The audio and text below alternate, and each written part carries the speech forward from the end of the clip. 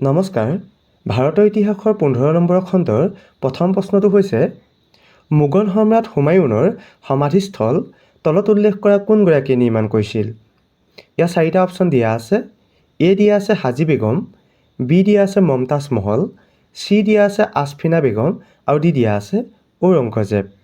এই 4গৰাকীৰ ভিতৰত শুদ্ধ উত্তৰ কোনটো হ'ব? ইয়াৰ শুদ্ধ উত্তৰটো হ'ব অপশ্যন এ হাজী বেগম। মোগল সম্ৰাট হুমায়ুনৰ সমাধিস্থল তেখেতৰ পত্নী হাজী বেগমে নিৰ্মাণ কৰিছিল। সম্ৰাট আকবৰে ধৰ্মীয় আলোচনা ক'ত কৰিছিল? ইয়াৰ 4টা অপশ্যন দিয়া আছে। এ আকবৰ খানা, বি আকবৰনামা, চি ইবাদাত খান আৰু অপশ্যন ডি দিয়া আছে উল্লেখিত এটাও নহয়। এই 4টা অপশ্যনৰ ভিতৰত শুদ্ধ উত্তৰ কোনটো হ'ব? ইয়াত শুদ্ধ উত্তৰটো হ'ব অপশ্যন চি ইবাদাত খান।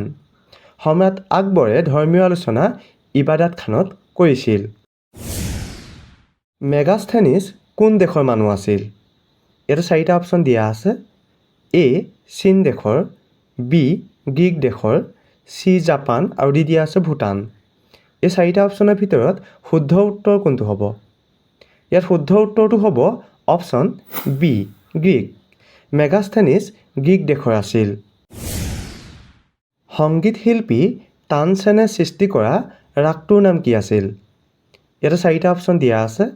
এ সুৰন্য, বি সন্ধ্যা ৰাগ, চি দাৰবাৰী আৰু ডি দিয়া আছে উল্লেখিত এটাও নহয়। এই 4টা অপশ্যনৰ ভিতৰত শুদ্ধ উত্তৰ কোনটো হ'ব? ইয়াত শুদ্ধ উত্তৰটো হ'ব অপশ্যন চি দাৰবাৰী। সংগীত শিল্পী তানসেনে সৃষ্টি কৰা ৰাগটোৰ নাম হৈছে দাৰবাৰী।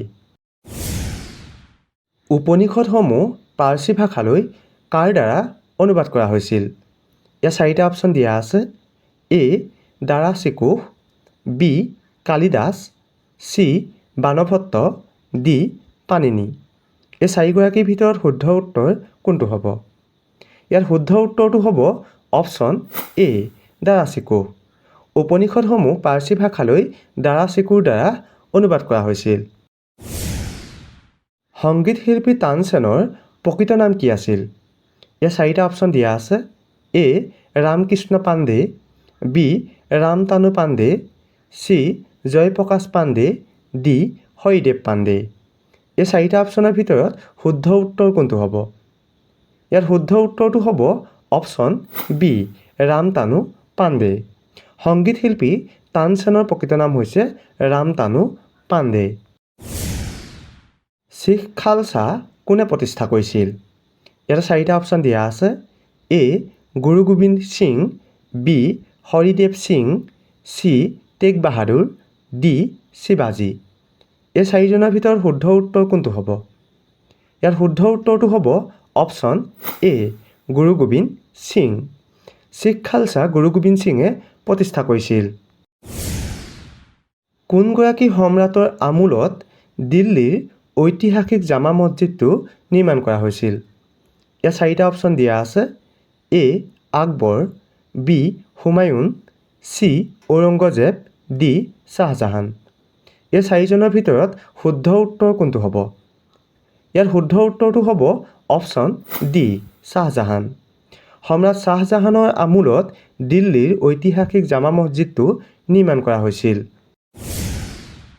বীৰবলৰ প্ৰকৃত নাম কি আছিল? ইয়াৰ 4টা অপশ্যন দিয়া আছে।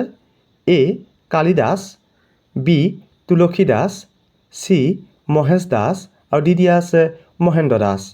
এই 4গৰাকীৰ ভিতৰত শুদ্ধ উত্তৰ কোনটো হ'ব? ইয়াত শুদ্ধ উত্তৰটো হ'ব অপশ্যন চি মহেশ দাস।